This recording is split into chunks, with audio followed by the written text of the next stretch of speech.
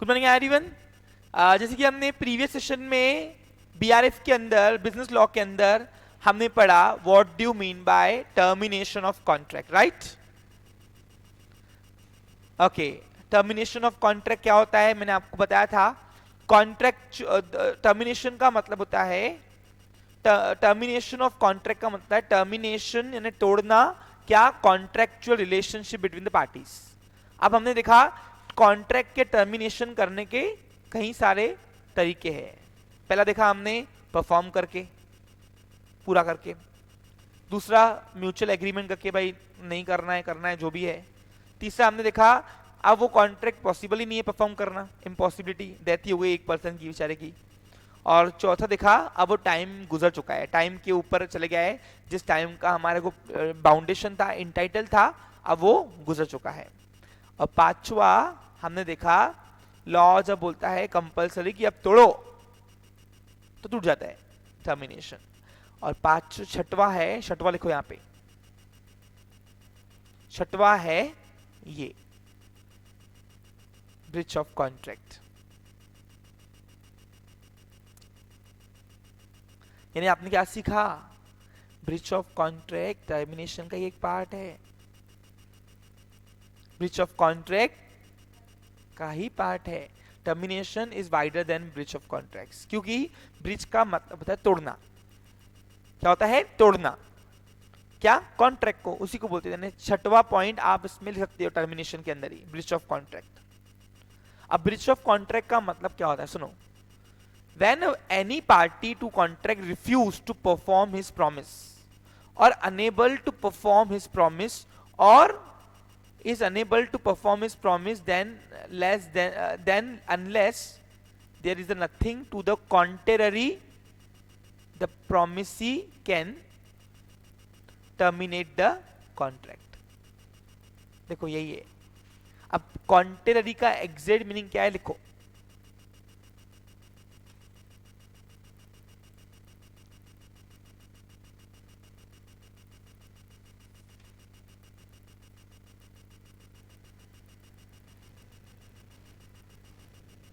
बताया जा रहा है, जब ब्रीच ऑफ कॉन्ट्रैक्ट का मतलब ही होता है टर्मिनेशन ऑफ कॉन्ट्रैक्ट, और कुछ नहीं है।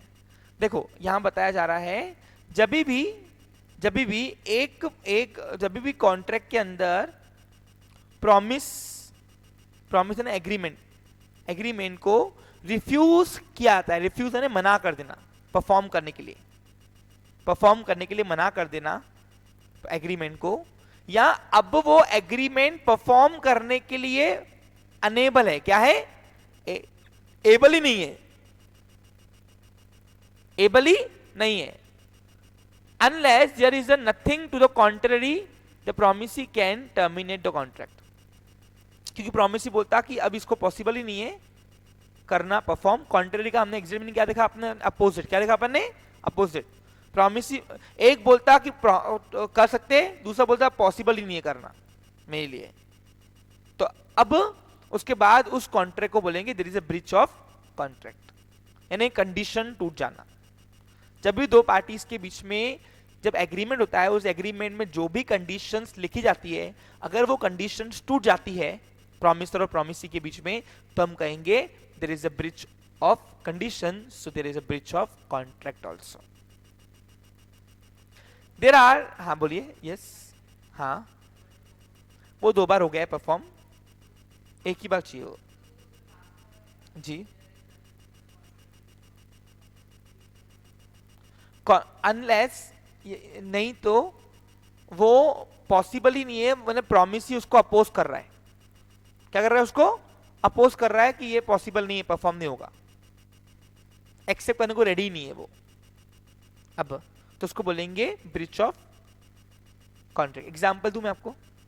इस एग्जांपल अभी क्या हुआ, ए और बी के बीच में एक दुकान का सौदा हुआ। ए और बी के बीच में एक दुकान का सौदा हुआ। अब ए ने क्या किया, ए ने इससे टोकन अमाउंट ले लिया था।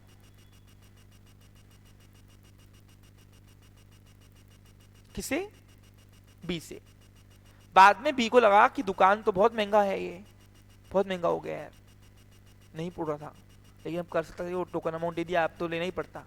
और अचानक क्या हुआ, अब ए ने ऑफर किया था, इसने एक्सेप्ट किया, ठीक है, अब टोकन अमाउंट हो गया, एग्रीमेंट बन गया, सब हो गया, अब कॉन्ट्रैक्ट बनने वाला था। ए अचानक इस दौरान उसने अपने आप को, अब मतलब उसकी डेथ हो गई। क्या हो गई? डेथ।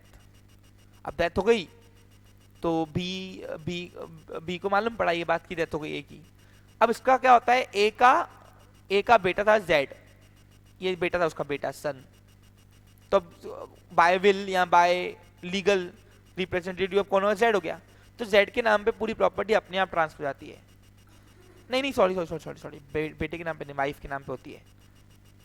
अब क्या हुआ, ए की वाइफ थी, सी नहीं रखते ना, डी उसकी वाइफ का नाम था। तो जब पति की डेथ हो जाती है तो प्रॉपर्टी पूरी पत्नी के नाम पे हो जाती है, वो ऑटोमेटिकली हो जाती है, वो अलग से वो नहीं है। तो अब बीच में ब्रोकर था, बीच में एजेंट था, कौन था? एजेंट। तो बी ने बोल दिया कोई बात नहीं, ए आपका टोकन अमाउंट दिया हुआ है, आपका दुकान आपको मिलेगा, लेकिन बी को अब लेना नहीं था। तो बी ने क्या कारण ला लिया कि जिस पर्सन के को मैंने टोकन दिया, जिसने मेरा एग्रीमेंट साइन किया, उसी को लाओ। अब वो तो बेचारा भगवान को प्यारा हो गया, अब कहां से आएगा वो? तो क्या हुआ, अब वो बी ये क्लेम कर सकता है there is a breach of condition, मैं प्रॉमिस परफॉर्म नहीं करूंगा, जाओ यहां से, मेरे को पैसा वापस दो मेरा, मैं दुकान लेने को रेडी हूं, लेकिन किसको लाना पड़ेगा? ए को। तो तब हम कहेंगे there is a breach of contract, यानी बी अपोज जा रहा है कि मैं अब परफॉर्म करूंगा नहीं, I am unable to perform the promise. समझा आपको क्लियर? बस वही है यहां पे भी। अब आगे दिया है, अब ब्रीच ऑफ कॉन्ट्रैक्ट के भी बहुत सारे वेज है, टाइप्स है। There are the different types of discharge of contract, one of the is breach of contract. देखो मैंने आपको ऊपर जो डिस्चार्ज के मोड बताया ना, डिस्चार्ज ऑफ कॉन्ट्रैक्ट, याद है आपको? ये क्या है?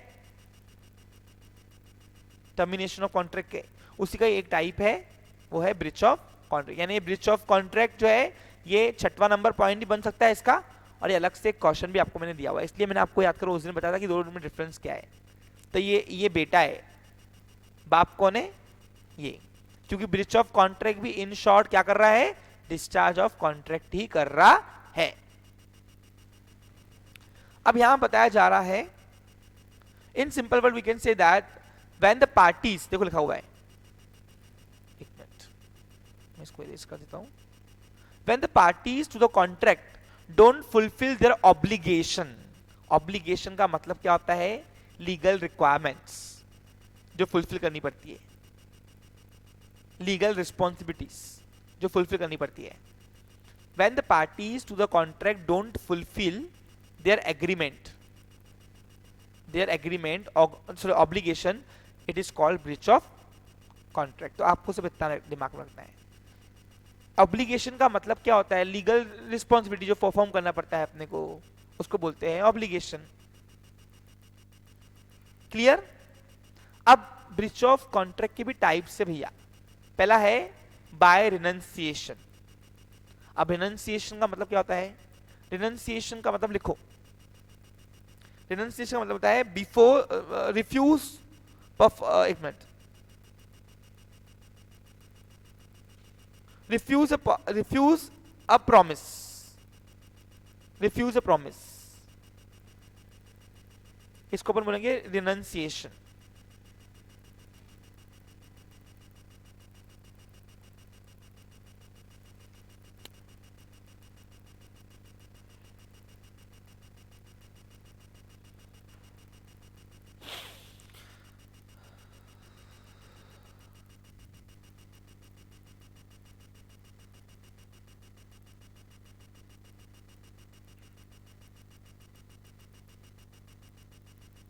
अब 2 मिनट यहां पे ध्यान दो, देखो इधर, renunciation, Meaning of pronunciation. Renunciation, Particular letter word or meaning of pronunciation. Formal. Saying that you no longer want something or believe in something. सुना आपको? नो लॉन्गर वांट समथिंग, आगे हमको बढ़ाना नहीं है, सिंपल। और मैंने आपको भी बताया रिफ्यूज, दिखाया ना आपको मैंने रेनंसिएशन मतलब क्या, refuse a performance of promise यानी एग्रीमेंट, नो लॉन्गर समथिंग यानी आगे हमको बढ़ाना नहीं है। देखो लिखा हुआ है यहाँ पे भी, when a party to the contract refuse to perform his part of a contract, कोई भी दो पार्टी में से एक पार्टी मना कर दे रहा है उसको उसके पार्ट को परफॉर्म करने के लिए, तो तब कहेंगे the other party need not to be perform the contract, फिर दूसरे पार्टी को परफॉर्म करने का है क्या कोई मतलब नहीं है, तो वो अपने आप क्या हो जाएगा renunciation. The renunciation must be with the whole of performance. Whole of performance क्यों बोला मैंने, नहीं सुनो, अब कभी कभार क्या होता है एक साथ हम दो सब्जेक्ट मैटर के एग्रीमेंट करते हैं, तो बोलता मैं एक रख रहा हूं दूसरा रखूंगा नहीं, तो ऐसा चलेगा नहीं, आपको यहाँ तो दोनों रखना पड़ेगा चीजें, यहाँ तो एक भी मत रखो, एक रखा और एक नहीं रखा तो उसको ब्रीच ऑफ कॉन्ट्रैक्ट नहीं बोलेंगे। समझा क्या आपको, जैसे मोबाइल और गाड़ी मैं दोनों बेच रहा हूं, अब उसको गाड़ी में फायदा दिख रहा, मोबाइल में दिख रहा नहीं, अब वो बीच में टांग आ रहा, उसने हाँ तो बोल दिया था, एग्रीमेंट बन गया था, अब वो परफॉर्म नहीं करना चाहता है, गाड़ी चाहिए लेकिन उसको, तो गाड़ी देने का मतलब ही नहीं होता है यहाँ पे, वहां पे होल ऑफ परफॉर्मेंस को रिफ्यूज करना है, तब हम कहेंगे there is a breach of contract. फिर नेक्स्ट है बाय इम्पॉसिबिलिटी। इम्पॉसिबिलिटी का मतलब होता है परफॉर्म ही नहीं होगा आगे, जैसे आपको मैंने अभी बताया ए और बी का story, when an impossibility is created by other party to the contract before the performance of the contract, the other party need not to be perform the contract, और दूसरे पार्टी को फिर परफॉर्म करने की need नहीं है। अब next है by renunciation during the course of the performance. अब ये क्या है सर, ये है पहले ही परफॉर्म कर मना कर देना, और ये है जब एग्रीमेंट चल रहा होता है, कॉन्ट्रैक्ट बन रहा होता है, उस वक्त मना कर देना, उस वक्त। जिसे आपने देखा नहीं क्या पिक्चर में दिखाते, अब यहां वो अप्लीकेबल नहीं होगा, मैं आपको बता रहा हूं। एक लड़की है, लड़की के साथ सगाई होती, मंगनी होती, अब मंगनी होती थी, लड़का समझ में नहीं आया, पहले शादी के पहले ठुकरा देना, जा रहे नहीं करना है। और कभी कभी हम ऐसे दिखते पिक्चर में, शादी के मंडप में 4 फेरे लग गए, 5वें फेरे में उसकी नींद जागी, ये लड़का खराब है, वो शादी रुकाती, रुकाओ शादी मेरे को नहीं करनी, डेट चाहिए, ये चाहिए, देखा ना तुमने पिक्चर में दिखाते नहीं क्या, तो वो ये वाला पॉइंट हो गया during the course of performance. यहां पे रिनंसिएशन ही है, यहां पे एग्रीमेंट को परफॉर्म करने के दौरान रिफ्यूज कर देना, और यहां पे पहले ही कर देना बिफोर।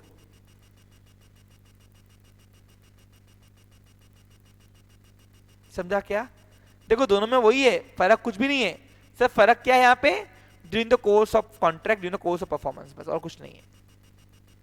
यानी ये हो ऐसा समझो शादी चल रही है, उस वक्त बोला रुक जाओ, और ये शादी तक बात पहुंची नहीं और रुकाने को बोल दिया। समझा क्या, if the party refuse to perform the contract, the other party need not to perform the contract, लेकिन ये कब, during the course of performance लिखना है यहाँ पे, क्या रखूंगा during the course of performance.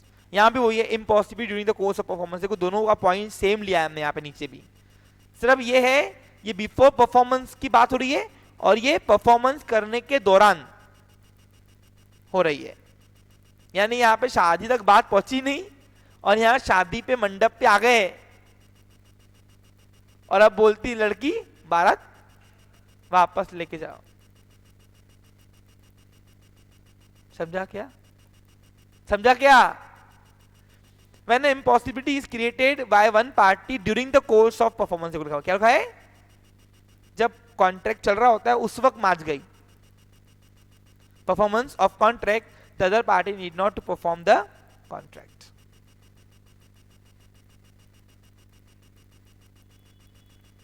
कुछ भी फर्क नहीं है, सिर्फ ये कॉन्ट्रैक्ट परफॉर्म करने के दौरान मना कर देना, और ये पहले ही मना कर देना। यहाँ पे एग्रीमेंट तो बन गया ये दो कंडीशन में, लेकिन परफॉर्म प्रॉमिस पूरा नहीं हुआ, उसके पहले ही मना कर देना।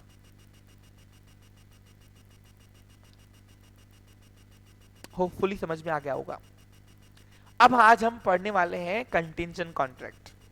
अब कंटिंजेंट कॉन्ट्रैक्ट शायद से आपके पोर्शन में है कि नहीं वो मालूम नहीं, लेकिन एक बार अपने नॉलेज स्लिप पढ़ लो आप लोग, मैंने आपको दे रहा हूँ। और अगर होगा भी तो सेकेंड यूनिट या फर्स्ट यूनिट में होगा, मैं आपको कल बताऊंगा आगे। यानी अब हम लास्ट चरण पे हैं अपने फर्स्ट यूनिट के, आई थिंक सो। और अब हम सेकेंड यूनिट में फिर चलने वाले हैं। क्लियर? अब कंटिंजेंट कॉन्ट्रैक्ट किसको बोलते सुन लो। पहले अपने को पिक्चर समझ लेते हैं और फिर मैं आगे इसको बताता हूँ what is contingent contract.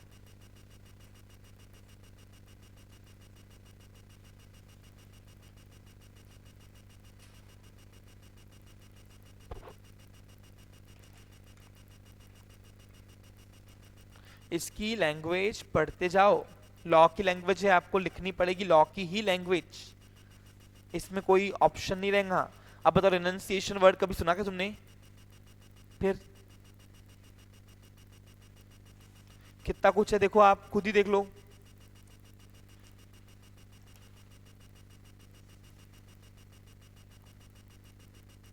Hmm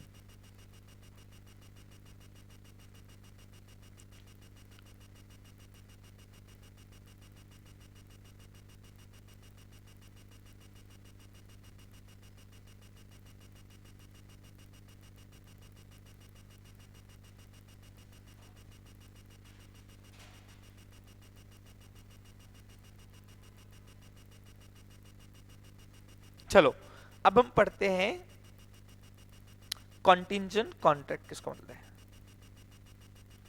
contingent contract related to collateral nature. क्या होता है? Collateral nature. कोलेटरल देखो, कंटिंजेंट का मतलब क्या होता है? कंटिंजेंट वर्ड सुना है तुमने? कहाँ सुना था बताओ? हाँ हाँ, तो कंटिंजेंट का मतलब होता है अनसर्टन। अब सर ये अनसर्टन कोई कॉन्ट्रैक्ट बनता है, एग्रीमेंट होता तो अलग बात है, कॉन्ट्रैक्ट बोल रहे हो आप, यानी कॉन्ट्रैक्ट तक पहुंचा कैसे ये बात? कॉन्ट्रैक्ट है, कॉन्ट्रैक्ट कोई वो नहीं है, एग्रीमेंट नहीं, एग्रीमेंट चलता, लेकिन कॉन्ट्रैक्ट तो सर आपने पढ़ा है हमेशा सर्टन होना चाहिए। फिर ये कौन सा कॉन्ट्रैक्ट हमने बना दिया अनसर्टन वाला? सुनो देखो, जब दो पार्टीज के बीच में कोई ऐसा कॉन्ट्रैक्ट होता है जो जो रिलेटेड टू कंडीशन बेस है। क्या है? कंडीशन बेस है। और कंडीशन बेस होने के साथ साथ, कंडीशन बेस होने के साथ साथ साथ साथ वो हैपन होगा कि नहीं होगा ये भी नहीं पता, पूरा होगा कि नहीं होगा,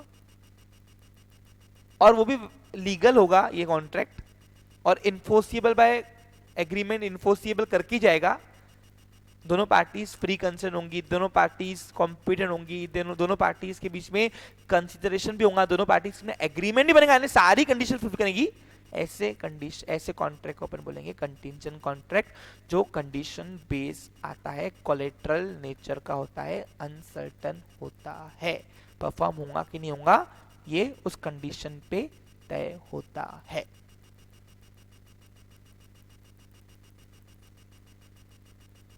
अब सर ये क्या बोल दिया, एग्जाम्पल दू समझो। What is contingent contract, example दे रहा हूं। अब क्या हुआ, तनीषा तनीषा का बहुत बड़ा बंगलो बन रहा था। एक मिनट, स्टोरी सुन लो पूरी बात, स्टोरी सुनोगे तो मजा आता फिर। और फिर उससे क्या होता, देखो आपको याद रहता है, और मेन बात क्या है, फिर आप वो जो वर्ड्स पढ़ोगे ना उसमें आपको एग्जाम्पल याद आता है। स्टिपुलेशन, कोलेट्रल, कोलेट्रल का मतलब होता है जो कंडीशनल बेस्ड हो। कोलेट्रल लिखाऊंगा यहाँ पे वर्ड, कोलेट्रल कोलेट्रल कोलेट्रल, हाँ कोलेट्रल नेचर का। कोलेट्रल जो कंडीशन की बेस होगा कि हैपन होगा कि नहीं होगा। सुनो अब क्या हुआ, तनीषा का एक बड़ा बंगलो बना मस्त। मैं यहाँ पे करता हूँ थोड़ा बहुत काम।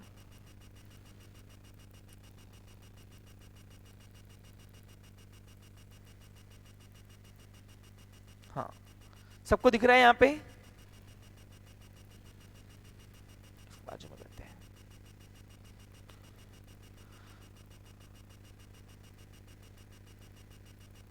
बड़ा बंगलो है 4 माले का, 1 2 3 4, ठीक है।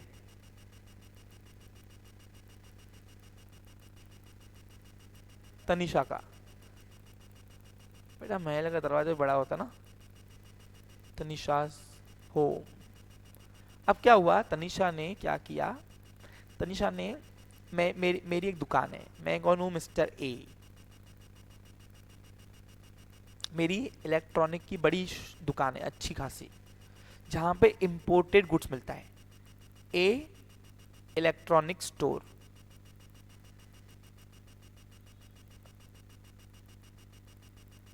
सबको पीछे समझ आ रही है? ओके। बड़ी शोरूम है, यहाँ पे इंपोर्टेड गुड्स बहुत मिलते हैं। अब क्या हुआ, ये इंपोर्टेड गुड्स पूरे शहर में, पूरी सिटी में से मेरे पास मिलते हैं। ऐसे ऐसे गुड्स इलेक्ट्रॉनिक के मिलते जो कभी तुम देखा भी नहीं होगा। अब तनिषा ने बड़ा बंगलो बनाया, इंसान घर तो एक ही बनाता है। अब तनिषा के इंटीरियर ने, डिजाइनर ने डायरेक्ट मेरी दुकान पे विजिट करा, आजा भाई। और इसने क्या किया, पहले माड़े के लिए इसने और दूसरे माड़े के लिए, फ्लोर के लिए उसने मेरे यहाँ दुकान से एक रशियन, अभी यूक्रेन और रशिया का युद्ध चल रहा ना, हाँ, रशिया के इंपोर्टेड फैंस लिए। फैन इतने पसंद आ गए कि अब इंटेल ने बोला, डिजाइनर ने, नहीं अब चारों फ्लोर पे एक ही जैसे फैन लगेंगे तो मजा आएगा दिखने में, लुक अच्छा दिखेगा।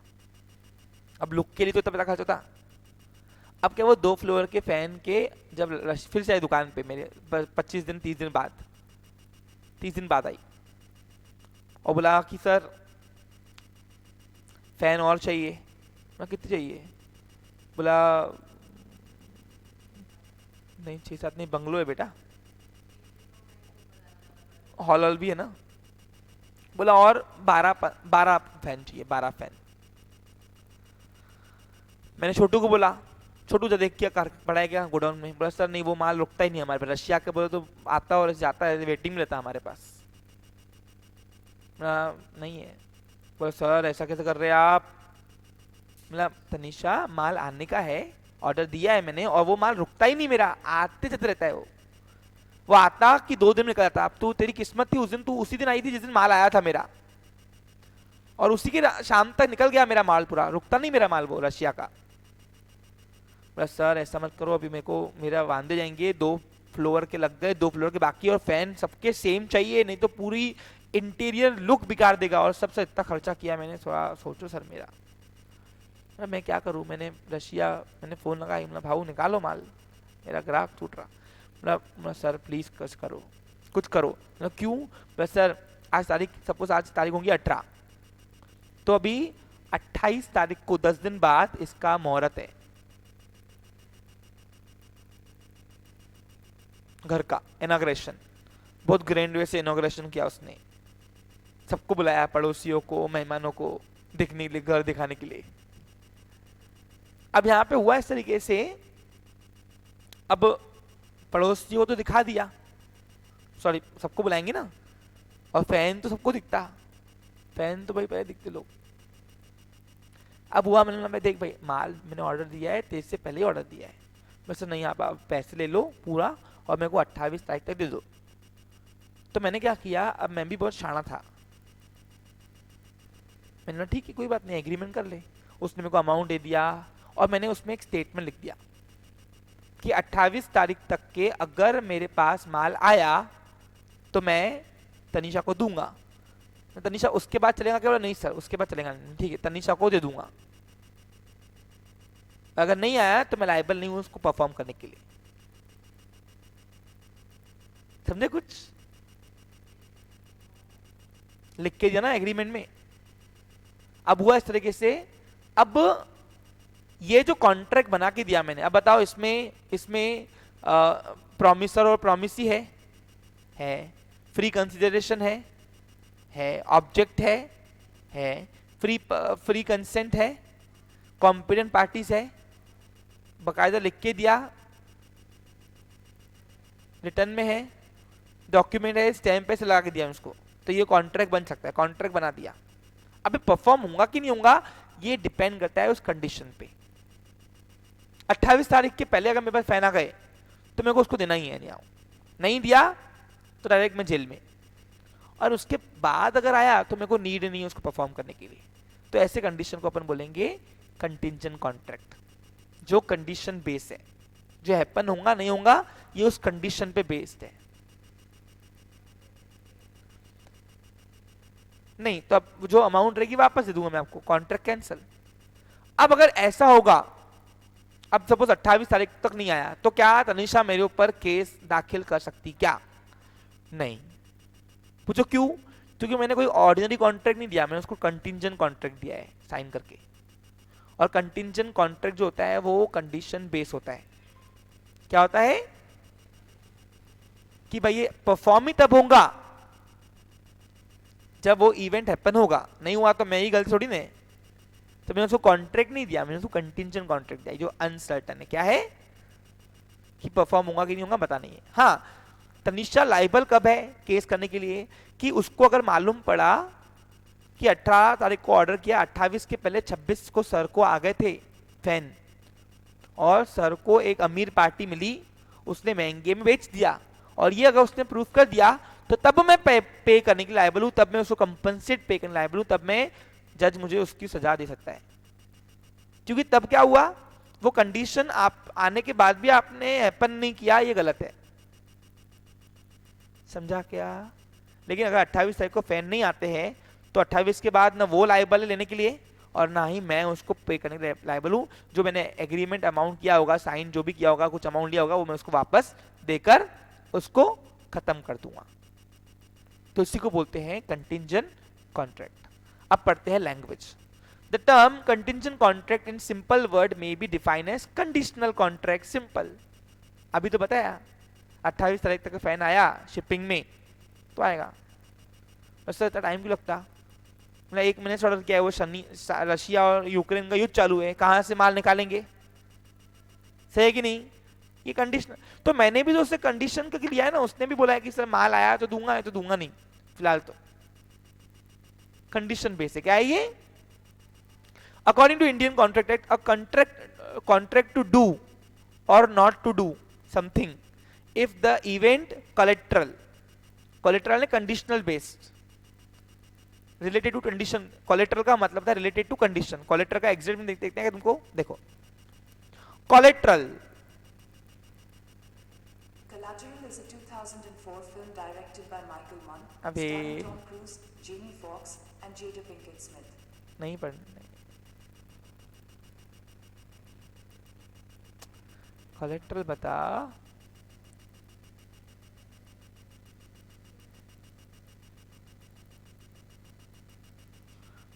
collateral the assets which are placed as security for the loan। नहीं, ये उसके लिए है। एक मिनट मैं इसमें पढ़ता हूं।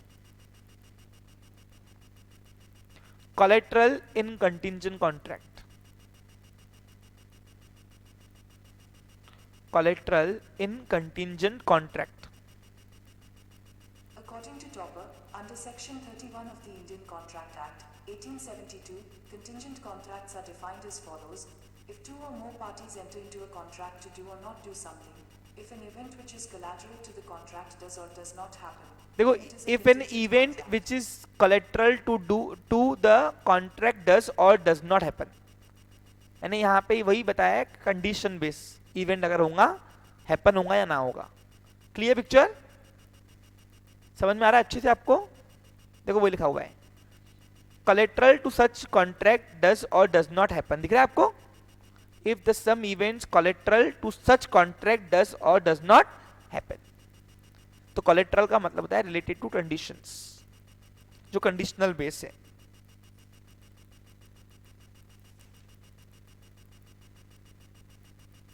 ठीक है? such a contract is called as contingent contract।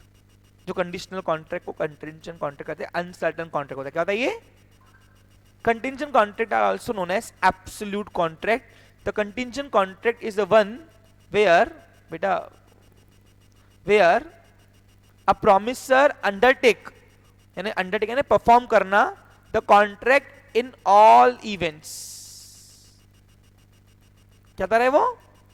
all events. A contingent contract are those contract which depends upon some contingencies. Contingencies का मतलब है uncertainties. They depend upon the happening or not happening of a collateral events. जो conditional events होते क्या होते हैं? मैंने आप बताया ना 28 तारीख के पहले माल आया तो तेरे को देने का मेरा हक है, उसके बाद आया तो तू भी मत ले, मैं भी भूल जाऊंगा, ये कॉन्ट्रैक्ट वहीं खत्म हो जाएगा. क्लियर? क्योंकि उसके बाद उसको मतलब नहीं है लेकर मेहमान आएंगे क्या देख के, क्योंकि अपन घर बनाते मेन नए नए में देखते, बाकी तो पुराना होने के बाद तो कोई देखता भी नहीं क्या है. The performance of the contingent contract becomes due only upon the happening और non happening of some future uncertain events. अब वो पिक्चर जो मैंने आपको बताया आपको समझ में आ गई होगी. अब इसमें अपन स्टोरी लिख सकते हैं, केस स्टडीज मैं आपको लिखा के दूंगा. लिखा के दे दूं क्या हाथों हाथ में आपको अभी?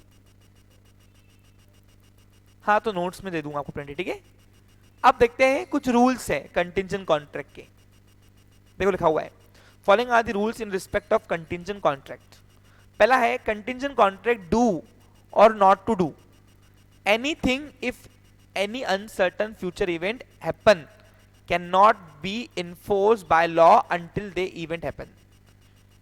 अंटिल द इवेंट हैपन, जब तक के वो इवेंट हैपन नहीं होता तब तक के लॉ बोलता है ठीक है आप उसको कैन नॉट हैपन करो, चलेगा. लेकिन अगर मैंने आपको बताया 28 के पहले अगर फैन आए तो मुझे तनीषा को बेचना ही. अगर तनीषा को ये मालूम पड़ा कि 28 को फैन आए थे, 28 के पहले ही फैन आए थे और सर ने महंगे में ब्लैक में बेच दिया, भाई उसके पास कोई अमीर पार्टी ही बोला मेरे को 2 पैसे ज्यादा लेके जा, तो मैं फिर इलीगल काम कर रहा हूँ और फिर वो उसके ऊपर में केस कर सकती है तनीषा मेरे ऊपर. When a contingency in the contract is some future specified act of third person, contingency becomes impossible. When a third person does anything which rendered the happening of specified act impossible for the time. समझा कुछ?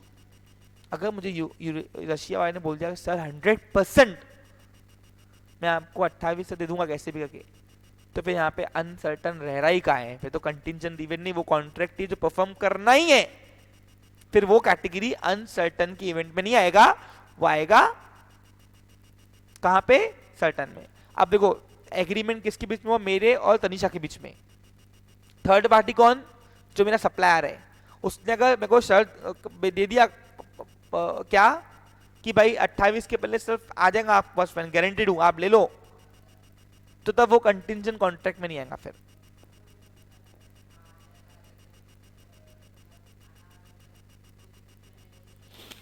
नहीं, agreement बनते वक्त हुआ था क्या? तो मैं इस कंडीशन में वो कंटिंजेंट कॉन्ट्रैक्ट नहीं कर सकता. हाँ हाँ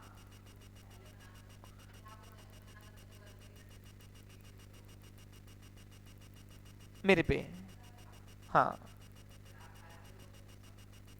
तनीषा को, क्योंकि मैंने उसको अश्योरेंस दिया था इसलिए.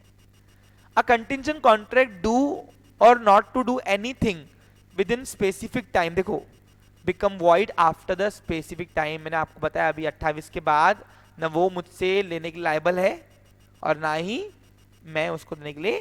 यानी कंटिंजेंट कॉन्ट्रैक्ट स्पेसिफिक टाइम के लिए होता है, स्पेसिफाइड टाइम के लिए. उसके बाद वो वॉइड क्या होता है? वो वॉइड परफॉर्म करने के लिए कैपेबल नहीं है. क्लियर? तो 3 रूल्स याद रखेंगे आप हमेशा. तो ये था हमारा कंटिंजेंट कॉन्ट्रैक्ट. और फाइनली मेरा अब यूनिट शायद खत्म हो जा रहा है पूरा. हाँ कल देखेंगे और कुछ रहा तो बाकी. क्लियर? इसी के साथ मेरा सेशन भी समाप्त होता है. आपको इंडेक्स लिखा के दूंगा पूरा लास्ट में, डोंट वरी. पहले आप सब टॉपिक पढ़ते जाओ, अच्छे से करते जाओ. Have a nice day, take care.